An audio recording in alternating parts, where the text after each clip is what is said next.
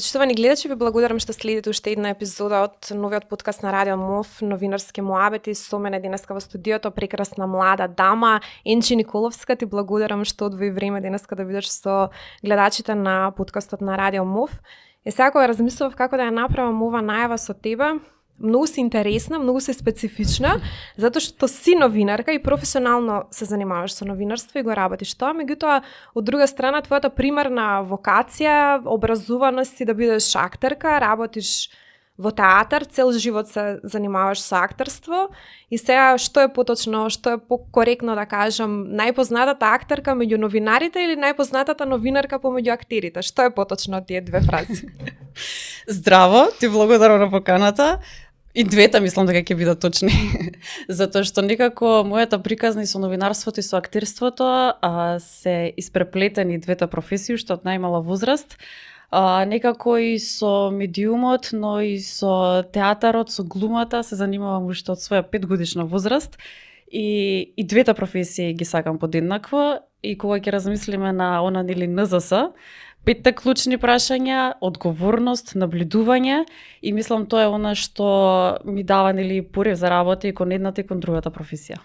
Што се сличности, што се разлики, ти многу добро и во самиот вовед воочи дека постојат многу големи разлики помеѓу новинарството како професија која што е изложена на медиуми, актерството исто така е изложено на медиуми, меѓутоа претпоставам дека има и клучни разлики кои што се ненадминливи, каде што човек треба да ја совлада и вештината на актерството и вештината на новинарството. Кои се тие клучни разлики кои што си ги воочила во своето професионално стварување во двете полиња? Оно што е очигледно, нормално, тоа е начинот на пренесување на приказната. Сега кога сме кај приказните и двете се пренесување на приказна. Она што мене ми било многу интересно што од најмала возраст, моето прво телевизиско појавување беше на 5-годишна возраст во детско-младинска емисија, тогаш на Супер звезда, оној детски фестивал и ТВ емисија на А1 телевизија. Потоа некако се испреплете тој пат, и тоа што би сакала понатаму. Од тие некои телевизиски простори на огромно задоволство и секако благодарност на Татјана Стојановска, која што мојата мајка која што постојано ме поддржувала во изборите, некако дојдовме до осознание каде во тој период има детско драмско студио. И некако затоа кажав дека уште најмала возраст и со едното и со другото сум се занимавала и нормално тоа немало да биде тоа до ден денеска ако немаме вистинска поддршка. И можеби до сега јавно не сум споменала, но ова е клучниот момент. Благодарност до мајка ми, која што многу често била и мојот најголем критичар истовремено како и поддржувач, што се однесува до разликите. Оно што кажав, начинот на пренесување на приказната. Сега, ако одиме подлабоко во приказната, она што го имаме анализа на лик, можеби во создавање на театарска представа или пак можеби филмско остварување, истото се случува и со создавање на прилог, на создавање еден новинарски прилог или текст. Двете професии се премногу динамични. Так. Иако можеби од страна за некој кој што не се занимавал со овие професии, делува дека тоа таму се е розава, не е се така розава и двете професии не се класични професии од 8 до 4. Туку овде и знаеш и ти самата дека нема класично време. Имаме дежурства, викенди, имаме празници кои што ги работиме и во едната и во другата професија, се со цел да се пренесе пораката. И она што е клучно да се пренесе за ајде да кажем општествена промена. И сега кога ќе кажем општествена промена, делува дека нешто крупно големо, но мислам дека нормално не може само ние новинарите или актерите ги направиме крупните промени, но во одредени ситуации повеќе од доволно е само да се отвори тема, бидејќи на крајот од денот ние не можеме да судиме и не сме вистинскиот суд, но тука сме да отвараме големи прашања, големи теми кои што понатаму би ги разработувале институциите во едната професија или пак со другата професија ќе отвори еден друг спектар на прашања, одговори и теми. Така, кога ќе спомнеме, обработуваме крупни прашања или крупни теми, тоа навистина можеби звучи за луѓето, за просечниот гледач кој што немал допир професионално да се занимава со новинарство и да биде од оваа страна, можеби му звучи како празна фраза и дека ние новинарите се даваме на важност на нашата професија, меѓутоа навистина за да работиш нешто што има врска со одлуки за човечки судбини и за човечки животи, дефинитивно мораш да носиш многу голема доза на одговорност и да имаш совест, затоа што сепак на крајот од денот многу работи зависат како ќе бидат видени, зависат од тоа како ние ќе ги прикажеме. И наративот на со кој што зборуваме за некои општествени појави и ги презентираме, многу дава вредност на нота кај луѓето на тоа како ги доживуваме, без разлика на тоа што ние новинарите нели секогаш се трудиме да оперираме со објективни, проверени, точни информации. Сепак не сметам дека постои такво нешто како што е целосно вредностна неутрална информација. Секоја информација сама по себе носи некоја емоција, некоја вредност, некој суд и така натаму. Од друга страна, веќе кога зборуваше, многу интересно спомна и тука би сакала да се задржиме на тој момент. Во театарот се играат улоги и се доделуваат на актерите различни улоги. Меѓутоа, од друга страна, јас кога читав некои социолози од поновото време, они го третираат општествениот приказ како прашање на општествена улога што играме. И мислам дека новинарството исто така, да се биде новинар, значи да се игра одредена улога. Новинарството спаѓа многу интересно во тие 1% од професии, каде што новинарите многу силно се врзуваат со својата професија, односно со својата улога, и нивната улога им станува дури идентификациска парадигма за нивната личност. И дури многу новинари кои ќе излезат во пензија, знаеш, као докториве или професорите, кој е тој? Па тој новинарот, ме разбираш, као тој професорот. Тоа се некои улоги кои што навистина многу се врзуваат со нашата личност. Дали и ти новинарството до некаде го третираш како некој тип на улога и колку твојот јавен приказ и приказот на ликовите низ театарот ти овозможил практично да имаш јасен приказ, јасен медиумски израз, да знаеш што е јавен настап, колку ти помогна практично таа подготовка за театарот на телевизија, например, на работа во телевизија. Ти помогна ли? Со првиот дел од оно што кажа, целосно се согласувам да влезе во записник. Да. Колку прифаќам како улога? Не можам да кажам дека целосно улогата на новинар, професијата на новинар, ја гледам како нешто страно, бидејќи на крајот од денот сепак тоа е нешто од мене и што е произлегува од мене. Во многу ситуации, да, можеби актерството ми помогнало. Тоа се ситуации, ајде да кажеме, да ние, да не звучи престрашно, ама ајде оние крајно незгодни ситуации, од известување за исчезнат човек, дете, пронајдено починато лице, каде што на лице место сте само вие како новинар, колегата снимател и можеби нели службите, од надлежни институции кои што се тука. Еве, пратиме судски процеси кои што има случаи кои што нималку не се лесни ни некои искази во судница само да ги слушате. Но тука, например, во тие моменти имам сватено дека треба да си трпелив и сепак колку што се може да се остане објективен, не колку што се може, туку треба да се остане објективен во целата таа ситуација, колку и, например, приватно мене, тоа да ми звучи или незгодно за пренесување, или непријатно, или можеби, ајде да речеме, страшно за известување. Но мислам дека трпеливоста тука игра голема улога, за да, ајде народски кажам, за да не излеземе од кожа, туку сепак да останеме сталожени и да ги извлечеме главните нели информации и податоци кои што се навистина важни за самото известување. Од друга страна, еве и на студии кога бев нели за време на студиите на факултетот за драмски уметности, имаме предмет меѓу другите актерска игра пред филмска ТВ камера. Имаме дикција, имаме сценски говор, техника на глас, имаме доста предмети кои што биле и се поврзани, например, и со телевизијата. Искрено, на моменти кога ќе слушнам некој коментар дека тоа се двете професии, дека се крајно различни, искрено не можам да се согласам со тоа, иако нормално секој си има право на свое размислување, но мислам дека не се тотално различни тие две професии, туку се меѓусебно дури и поврзани. Затоа што зборуваме за сродни професии. И како што кажавме на почетокот на разговорот, постојат нормално, логично е, различен само начин на пренесување на информацијата. Мислам дека ти одговорив прашањето дека едното со другото се поклопуваат. Исто така, мислам дека има и некоја особина, например, знаеш како има и некои работи кои што ги влечеме и од самото детство, од воспитувањето, од домашната култура.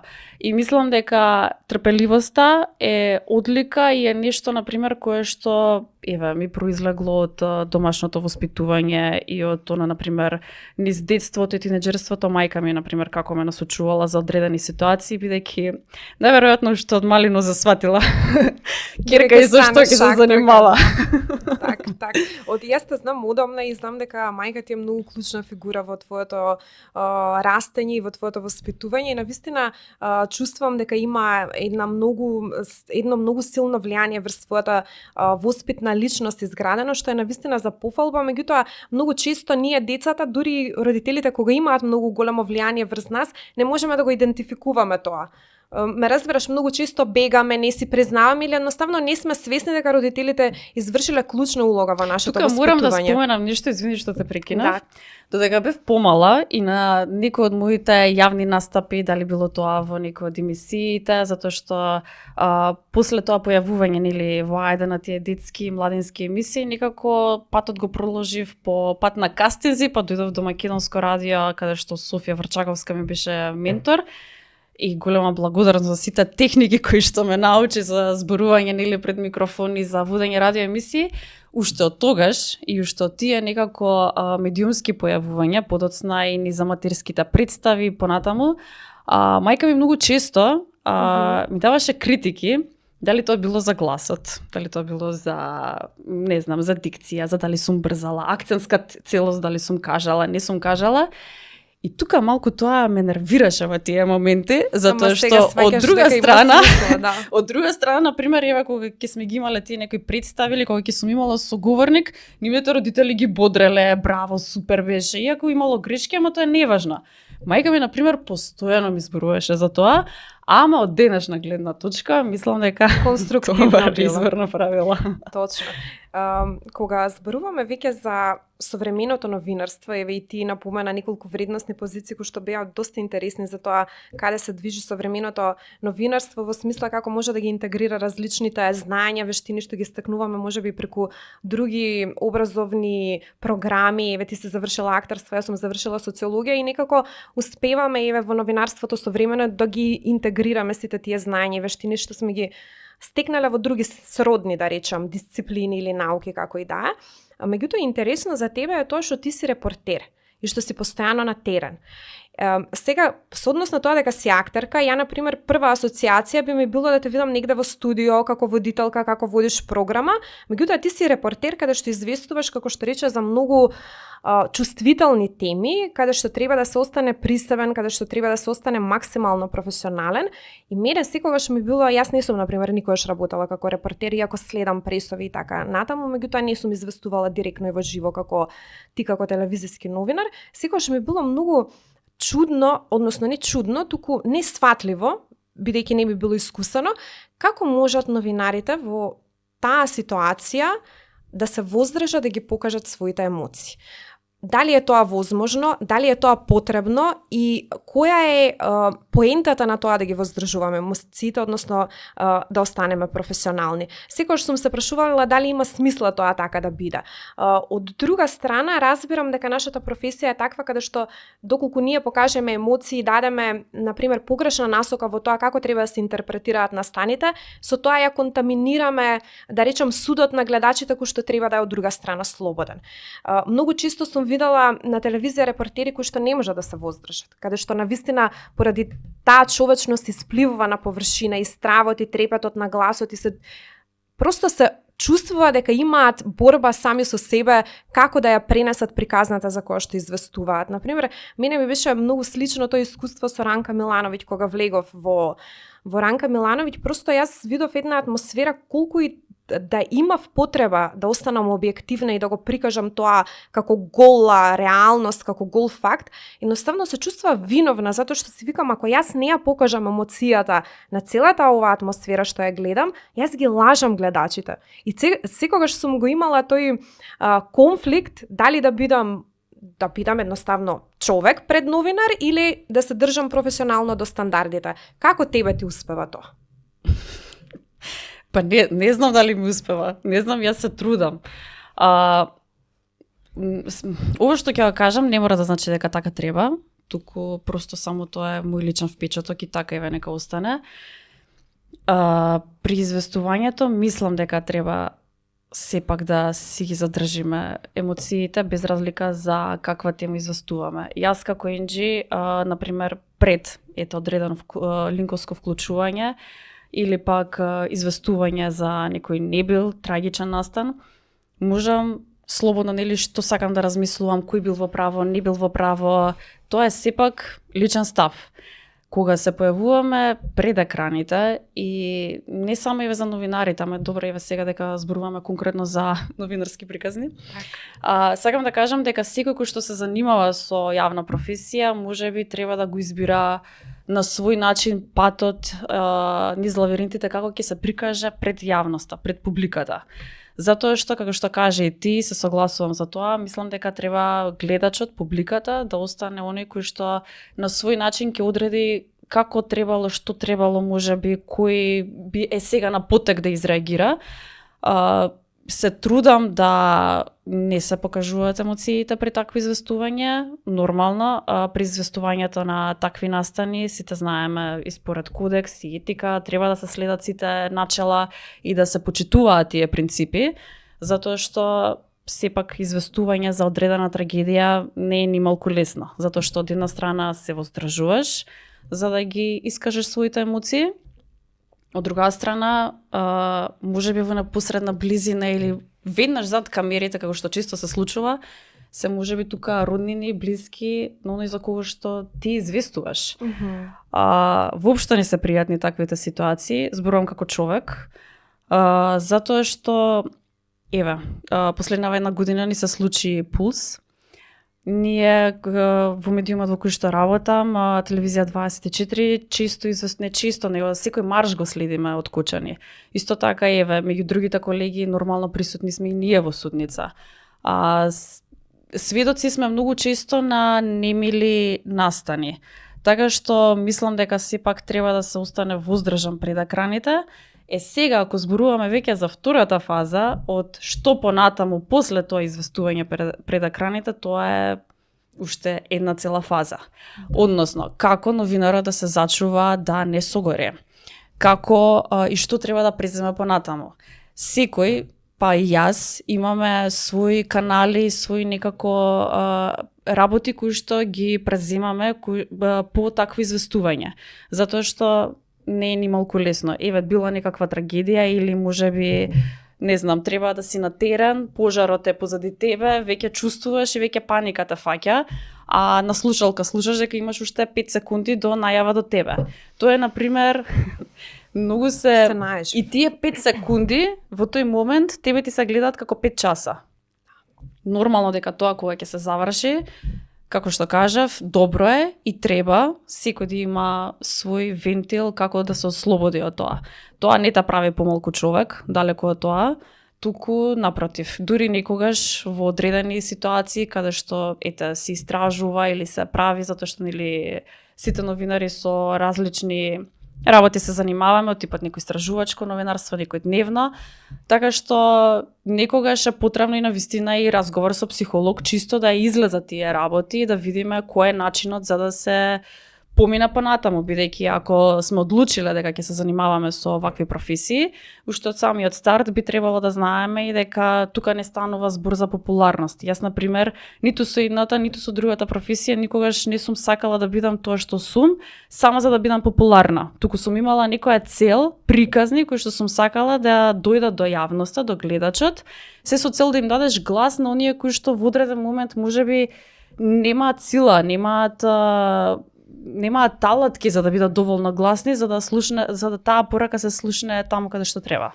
Апсолутно, многу е важно како ќе го менаџираме влијанието и навистина има многу позитивни и звонредни примери во новинарството, каде што, например, Видиновски, кој што беше гостен во подкастот, тој навистина многу добро и разумно менаџира со своето влијание и го користи во хуманитарни цели, во општествено одговорни проекти. Меѓутоа, денеска кога зборуваме на тема популарност, навистина не сметам дека постојат помеѓу новинарите такви, барем во професионалното новинарство, од луѓето со кои што сум соработувала или сум ги следела нивните размислувања и разговори, не сметам дека некој влегува во новинарство затоа што сака да е популарен. Самата популарност како вредност денеска навистина дури има и пежоративно значење, затоа што ти за да станеш популарен треба да снимиш некој што е можно поглупав TikTok, тоа ти е доволно за да се пробиеш да бидеш у ричо, да ти биде голем, да имаш поголема публика што ќе те следи, меѓутоа не значи со самото тоа што голем број на публиката следи дека содржините што ги пласираш се некаде проверени, акредитирани, одобрени и така натаму. Например, кога работиш како новинар во медиум, треба прво уредникот, нели, првиот филтер да го поминеш. Потоа имаш совет на етика во медиум, имаш различни тела кои што го регулираат тоа што го пишуваш и едноставно не можеш ја немаш таа слобода да правиш прекршувања кои што се на штета на јавниот интерес. И тоа многу малце луѓе разбираат дека новинарот е тука да го брани јавниот интерес, односно интересот на граѓаните, не е тука за да биде популарен.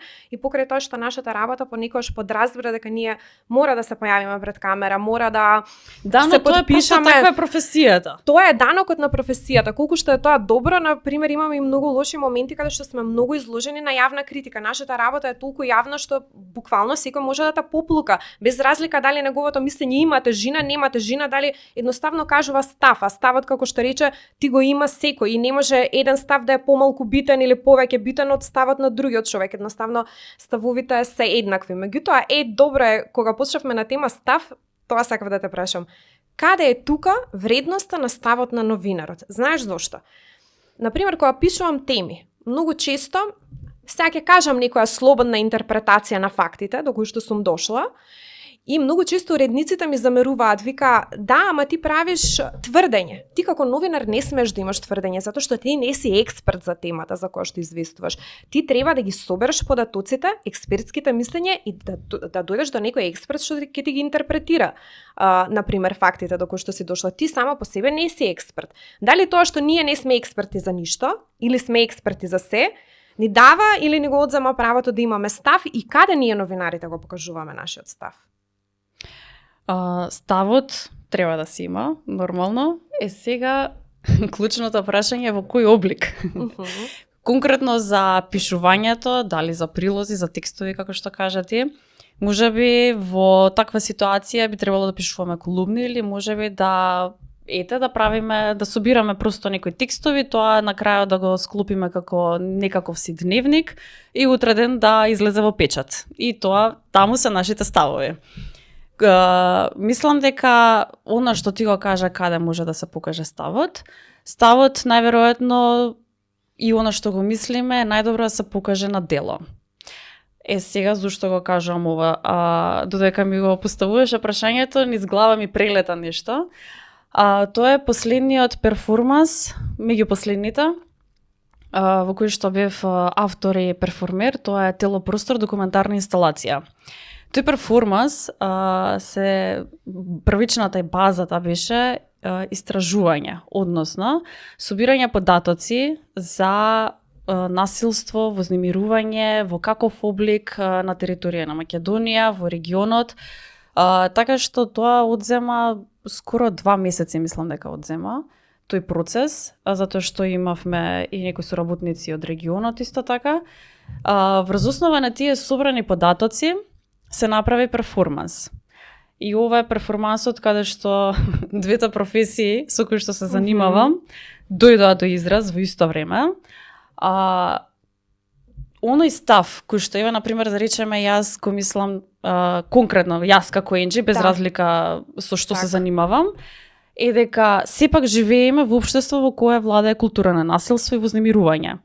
За жал, не сме само ние така, па ќе кажам, за голема жал и регионот има ужасни статистики и бројки, Еве постојано гледаме како се разговара, еве барем во последен период и се отвараат и емисии конкретно за тие теми, се отвараат тие крупни прашања што ете мал чекор кон некоја позитивна насока се разговари со психолози јавно, така што еве да речеме дека тој некој мој став кој што јас лично сум го имала како Инџи, сум го преточила во перформанс кој што бил за истражување, собирање податоци, врз основа на тоа се направила перформанс.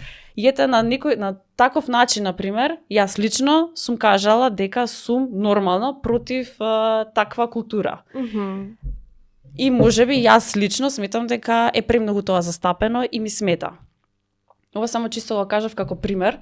Нормално дека секој како што и претходно низ некои прашања тоа си го провлекувам, дека секој има свој канал како да ги изрази своите ставови. Да. Затоа и кажав дека можеби некој ќе се одлучи како што и многу често и се случува.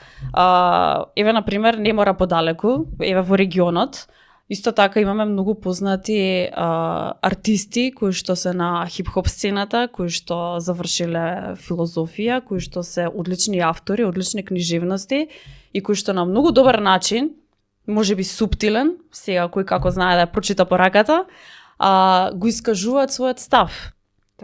Така што ета, тоа се на пример некои начини и јас на пример секогаш стојам за тоа дека човек не треба да се ограничува само на едно нешто, затоа што нели не е интересно на еднонасочна улица. Да. Кога имаме повеќе, на пример, си отвараме, работиме на љубопитност, да така да кажам. И се трудиме да одиме низ различни лавиринти, мислам дека со тоа имаме повеќе простор за себе истражување, да се преиспитаме до каде сме, што треба да подобриме и мислам дека во такви услови егото малце треба да се стави на страна и конструктивните коментари и критики да се прифатат. Нормално, знаеме ви, ти знаеш дека нечесто се добиваат конструктивни коментари, но еве, да речеме дека ќе ги земеме во обзир оние конструктивните, добронамерните, за се со цел понатаму да произлезе нешто добро. Мене ми требало многу време да можам да демаркирам што е конструктивно од деструктивно и навистина ми требало многу време во професијата да можам да оценам кој коментар е вреден да се прифати, да се усвојат сите забелешки, а кој коментар е оставен онака чисто колку да ти направи психолошки терор или да те демотивира или убаво кажете, има една многу важна дистинкција помеѓу прекор и критика. И тука мене ми фали малку разговор на база на критика. Многу ретко сум имала можност да разговарам со луѓе каде што меѓусебно ќе се критикуваме, меѓутоа ќе го критикувам твојот аргумент или ќе го напаѓам твојот аргумент или ти ќе го напаѓаш мојот аргумент и моето тврдење со аргументи. Многу е лесна границата која ќе почне да се преминува на она што го викаат филозофите ad hominem аргумент, односно нешто што личи на аргумент, ама не е аргумент. Сега на пример да ти кажам, ти не можеш да го застапуваш тој став, на пример дека треба да се биде веган ако ти јадеш месо. Значи тука не е важна личноста, етосот на личноста што го изразува аргументот. Ако имаш доволно доблес да ги гледаш на доволно општа позиција аргументите, да ги гледаш само вредноста и техниката на аргументот, ќе сватиш дека не мораш ти да се занимаваш со тоа кој го кажал тоа, туку да се занимаваш со суштината, што е тоа што е кажано. Ајде да гледаме што е тоа што е кажано, а да престанеме да гледаме кој е тој што го кажал, затоа што и од најинтелигентните, најпризнаените, најпрочуените луѓе може да излезат најразлични глупости и од луѓе од кои што најмалку се очекува може да излезат брилијантни идеи, така што мислам дека на нас ни фали баш тоа да се абстрахираме од тој ad hominem моменти и да не ги напаѓаме луѓето затоа што имаат некаков став или изразуваат некаков став. Ама и сето тоа се учи. Да, тоа се учи апсолутно, излегува како некој филозоф да сум, ама нема врска. Навистина сметам дека таквите работи се учат, исто како што учиме, не знам, да пишуваме кирилица, латиница, исто тоа е.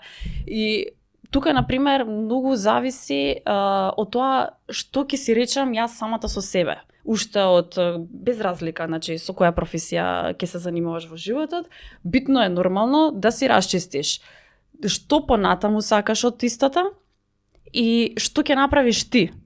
Јас, например, некако уште, не знам, доста години наназад, например, сум си одлучила дека нормално ќе се надградувам постојано, дали тоа било преку работилници, фестивали во државата, надвор од државата, со предавачи кои што можеби немаат допирна точка со Македонија, ни на мапа можеби не знаат каде се наоѓа, ама баш како што спомена во тие моменти, без разлика колку години да имаме, тргаме егото на страна, прифаќаме се што е ново и гледаме некако тоа да го примениме во професијата во која што се занимаваме.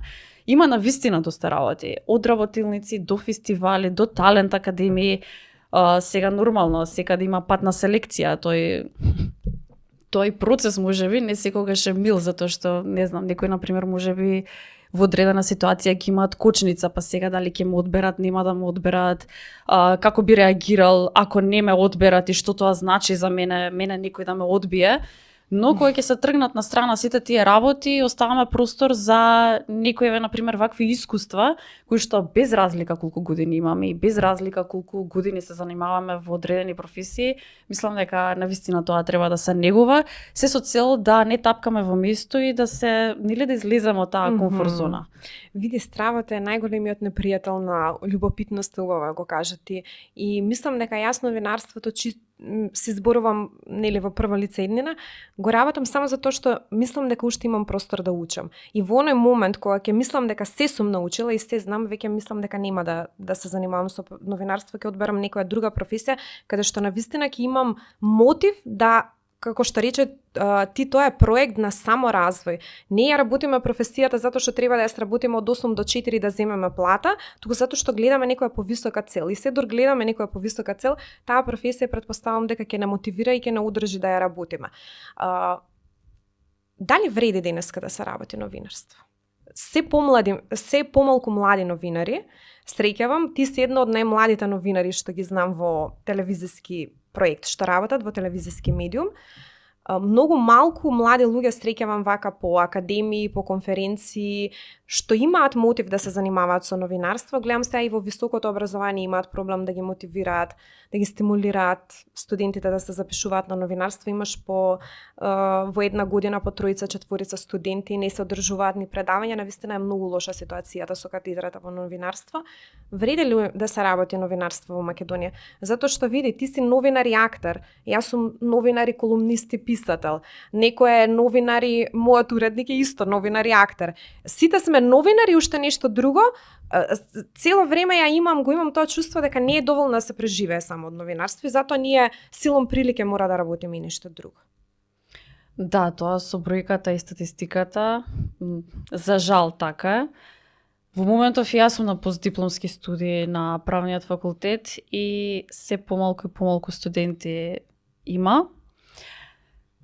Дали вреди тешко прашање да се одговори и мислам дека ова прашање ќе го одговорам и со да и со не.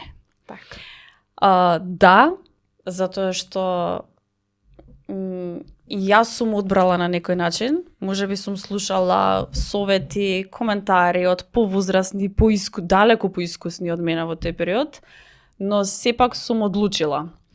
И на некој начин мислам дека е зараза, затоа што ако толку сакаш да работиш нешто, просто ќе најдеш начин, можеби, не знам, можеби нема во телевизиска куќа да работиш, можеби некој друг пристап и начин ќе најдеш, но сепак ќе најдеш начин како да се занимаваш со тоа што го сакаш.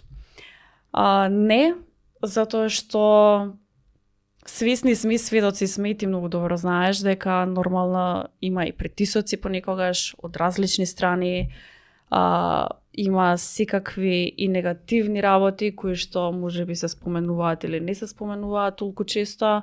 Впрочем, како и секоја професија, мислам дека како што има свои позитивни и негативни страни, но ако имаме навистина внатрешен порив и сакаме навистина барем малку нешто да промениме преку нашата професија, бидејќи кажавме на почетокот дека ние не сме експерти, не зависи светот од нас.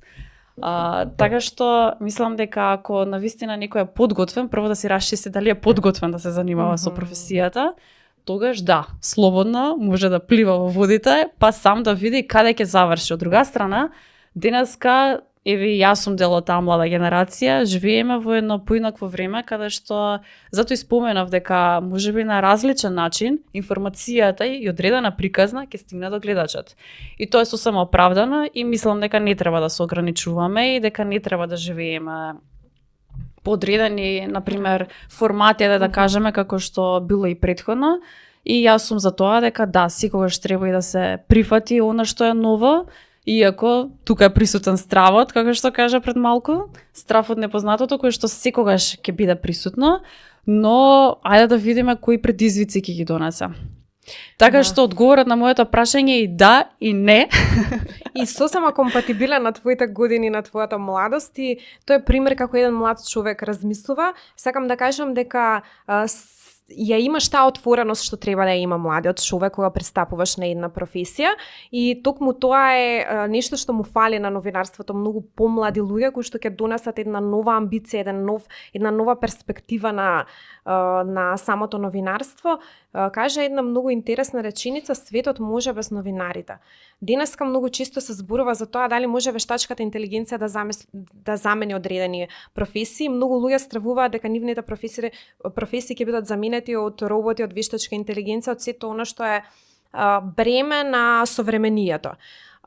Новинарството, јас денеска барем кога одам на бројни обуки за дигитално новинарство, унапредување на дигитални алатки во користење на новинарството, навистина гледам дека новинарите се отворени, дури имаме платени обуки каде што нас не обучуваат како ние да ја имплементираме вештачката интелигенција, да ни го олесни начинот на кој што ќе ги обработуваме податоците, на кој што ќе ги собираме податоците, на кој што ќе ги презентираме податоците, дури и во монтажа се користи, во графика се користи, значи на секаде е вештачката интелигенција. И сега во таква една констелација од околности, каде е тука просторот на новинарот? Каде е тука неговата оригиналност? Ако кажавме дека новинарот е оној кој што треба ригидно да се држи до фактичката ситуација, дека ја нема она уметничка природа, иако вештачката интелигенција солидно сега и компонира и пишува раскази, не знам, прави добри сценарија, до некаде и автентичноста на уметникот е ставена под знак прашање. Каква е состојбата со новинарот според тебе? Ќе го преживее ли новинарството овој подем на вештачката интелигенција или ќе имаме онака како последниот мохиканец, да имаме и како последниот новинар? И со што би се бавел тој последен новинар? Дали би бил само дескаџија или оно што ќе мора да излезе да отиде на терен да види какви се ситуациите таму? Каков би бил тој последен новинар? Ако веќе зборуваме за некој дистописко сценарио во новинарството. Како зборуваше сега, си направив некоја слика, си замислив робот како е, например, известува за пожар. Иако можеби не сме далеко од реалноста, можеби тоа ќе нас најде за неколку години, како оди се толку брзо и динамично, но мислам дека можеби пристапот кон луѓето кои што ќе биде одреден во одреден момент таму каде што ќе треба да се постават одредени прашања, таа емпатија можеби нема да се добие. Затоа што еве сега ако гледам од гледна точка на новинар како новинар, при пристапот еве за известување за трагедии, нормално дека секој новинар има, ајде да речеме, своји лични алатки и нормално користејќи, мислам, мора да си емпатичен во такви моменти, затоа што ние сме луѓе, ние сме од крв и месо, но ета како на смирен начин да дојдеме до одредени одговори кои што во таа ситуација можеби и не е својствено да се постават одредени прашања. Мислам дека не може во целост да биде заменето, затоа што да, како алатка можеме да користиме ни ден денеска, така секој си има во одредени моменти кои што користи некоја таква алатка како помошник, како асистент. Мислам дека е во ред, но дека целосно треба работата да му се препушти, тука не се согласувам. Затоа што мислам дека во такви моменти навистина ќе се изгуби она автентичност, еве било за новинарството или било во креацијата еве на алтернативен независен театар или воопшто театар. Јас мислам дека ова еднаш го кажа во подкастот со Видиновски, ама ќе ја повторам. Јас сум спортски дух, нека победи подобриот. Ако има некоја војна помеѓу, не знам, Терминатор, некој сценарио кај што ние се тепаме со роботите, односно се надпреваруваме интелектуално со вештачката интелигенција, нека победи подобриот. Може, еве, уште плюс. Додато ќе биде динамично, ќе видиме. А тука ќе расте и љубопитноста, видиме што ќе се случи. Инџи, овој разговор протече баш така како што очекував. Толку? Затоа што завршуваме во интерес на времето, поради тоа што тоа ни е нели концептуалната рамка. Меѓутоа, зошто реков предвидливо, знам дека си уметничка душа, знам дека си актер, те знам и приватно колку си емпатична и знам со каква љубов ја работиш професијата, така што очекував дека ќе имаме еден ваков благороден и возвишен разговор и се надевам дека таа емоција и тоа уживање што јас го имав во овој разговор успев да го пренесам и на нашите гледачи. Ти благодарам што беше дел од подкастот. Искрено ти благодарам и тебе.